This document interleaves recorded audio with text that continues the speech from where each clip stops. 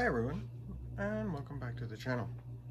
For those of you just joining us, my name is Alfred, and this is Capital City Aquatics. And in today's video, I'm going to touch on the topic of keeping a male-only guppy tank. Can it be done, and what precautions you should take when doing it. But before I get into that, I'm going to ask, if you haven't already done so, to please subscribe to my channel. I certainly count on the subscriptions from my viewers.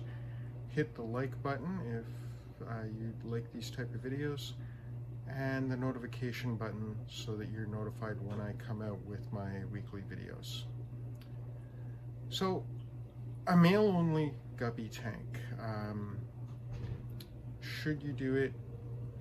What are the pros and cons of doing it? And what are some of the necessary steps you need to take if you do plan to do it?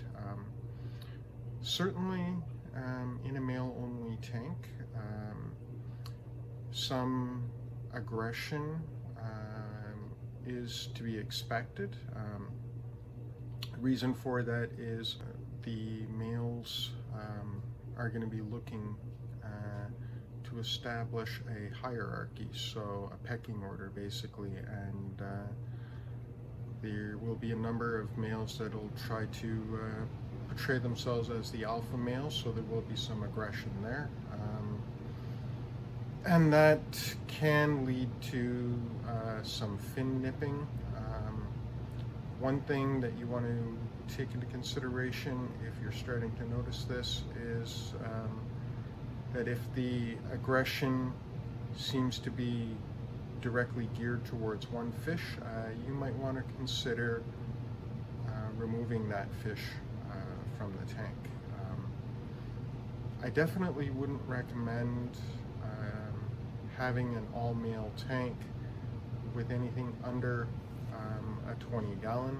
So yeah, having a 20 gallon does give you obviously a little bit more room. I have a 20 high here.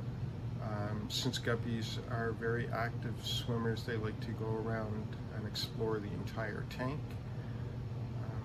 A couple of things to keep in mind if you are going to have a male-only tank. I prefer to have line of sight blocking. I have it in this tank with my Java moss, and I have a few decorations.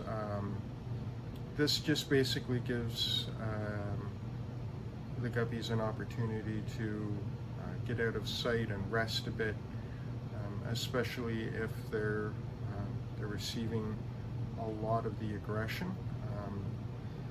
Try as best as you can to monitor the fish in the tank, and as to make sure that you have as many males as possible in the tank.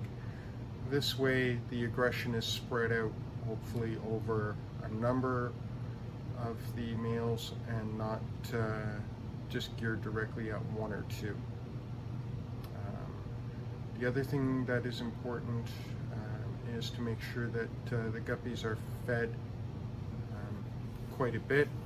Overfeeding them at this point is not necessarily a bad thing, assuming you can keep up with the tank maintenance, or if you have some bottom dwelling fish that will clean up any of the excess food that doesn't get eaten. You're going to want to monitor the tank parameters closely and do more frequent water changes to make sure that the fish are living in optimal conditions. Okay, so here you see my all male guppy tank. These are obviously my blue Moscow guppies. So yeah, I do have an all male tank. Now there are some fry in here. This was my breeding tank, and the fry are just very difficult to catch with all this Java moss. So I've just put my males in here, and as I'm able to sex out my fry, I will be removing the females from this tank. So as you can see, I have some Java moss. I have decorations, some rocks, some wood, and then my sponge filter. So there's definitely plenty of spaces for the guppy to go and rest and recuperate if they're being harassed a little bit. But I'm going to see if I can zoom in. So some of my guppies did sustain some fin nipping.